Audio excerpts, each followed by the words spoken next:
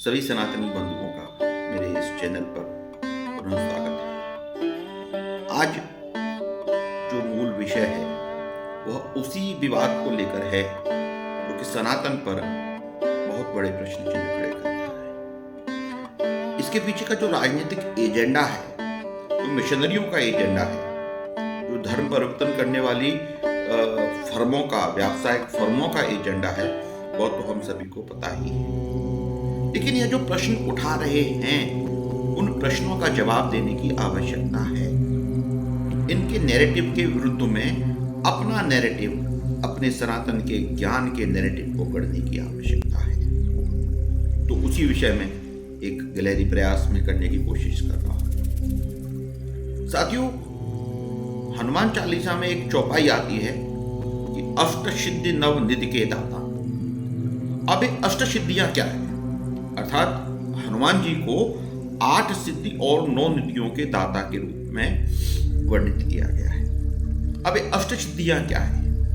ये अष्ट सिद्धियां हमें पातंजलि के योग सूत्र से मिलती है और ये एक वैज्ञानिक तथ्य है जिसे कि आज संपूर्ण विश्व स्वीकार कर रहा है कि योग के माध्यम से हम अपने शरीर को, अपने मन बुद्धि को, अपनी चेतना को नियंत्रित कर सकते हैं। उसके माध्यम से हम अपने शरीर के द्वारा किए जाने वाले दुष्कर से दुष्कर कार्य भी कर सकते हैं। तो पातंजलि के योग सूत्र में अष्ट सिद्धियों का वर्णन है, जो है अणिमा महिमा चैव लगिमा गरिमा तथा प्राप्ते प्राज्ञामि श्रुतम वशितम चाष्ट सिद्धेह।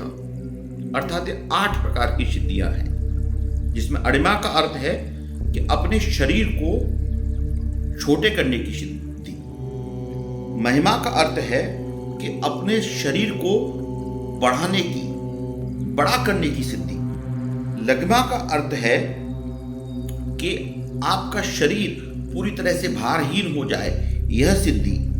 गरिमा का अर्थ है कि आपका शरीर बहुत भारी हो जाए, यह सिद्धि। प्राप्ति का अर्थ है कि एक स्थान से दूसरे स्थान तक बहुत तीव्रता के साथ, ध्वनि की तीव्रता से भी अधिक वेग से यात्रा करने की सिद्धि। प्राज्ञाम्यम का अर्थ है कि किसी भी इच्छा को पूरी करने की सिद्धि। ईशितम का अर्थ है कि किसी भी दूसरे व्यक्ति के इच्छा, मन और मस्तिष्क को पढ़ने की सिद्धि। वशित्वम का अर्थ है दूसरे व्यक्ति के दिमाग को, माइंड को कंट्रोल करने की सिद्धि। और जैसा कि हमें पता है, हमारे शास्त्रों में उल्लेख है कि हनुमान जी महाराज वेदों के ज्ञाता थे। योग में योगाधीश्वर की उपाधि उन्हें प्राप्त थी। शारीरिक बल से अत्यंत सक्षम थे। उन्होंने योग के माध्यम से, अपने योग की शक्ति से अपने शरीर को इतना समर्थ कर लिया था कि वह किसी को कुछ भी प्रदान कर सकते थे। दूसरी तरफ से एक व्याख्या और देखी जाए योग के दर्शन में कि हमारे शरीर में 7 चक्र होते हैं, जिसमें सबसे ऊपर ये सहस्त्रार चक्र होता है। सहस्त्रार चक्र की जागृत होने पर व्यक्ति को संपूर्ण सिद्धियां प्राप्त हो जाती हैं। कुंडलिनी के जागृत होने पर व्यक्ति को संपूर्ण सिद्धियां प्राप्त हो जाती हैं। तो यह जो सारी यौगिक शक्तियां हैं, उन सबका समाहार हनुमान जी महाराज के अंदर है। और जो हनुमान जी को साथ लेता है, तो हनुमान जी उसे अपनी कृपा स्वरूप कोई भी सिद्धि प्रदान कर सकते हैं। तो यह जो सिद्धि है, इनमें से कोई सी भी सिद्धि अगर बागेश्वर धाम सरकार के पास है, बालाजी की कृपा से कुछ सन्यासी बाबा के पास है, तो वह निश्चित तौर पर किसी व्यक्ति का मन पड़ सकता है। आधुनिक विज्ञान में हम देखते हैं, बहुत सारे लोग बोलते हैं कि PLR हम करते हैं। PLR मतलब क्या? Past life relationship. अपनी पुरानी लाइफ में व्यक्ति को ले जाते हैं, सम्मोहन की क्रिया के द्वारा ले जाते हैं। तो उन पर तो कभी कोई प्रश्न नहीं उठाया जाता। सनातन की सारी चीजों पर हमें प्रश्न उठाना है, क्योंकि सनातन में प्रश्न उठाने की स्वतंत्रता है।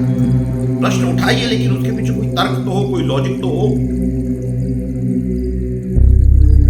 इसलिए मैं आप सभी सनातन प्रेमी बंधुओं से निवेदन करता हूं कि वह इस वीडियो को मेरे विचार अगर आप सहमत हैं तो अधिक से अधिक शेयर करें, लाइक करें और सनातन की रक्षा के लिए सन्नद्ध रहें, आबद्ध रहें, प्रतिबद्ध रहें, कटिबद्ध रहें।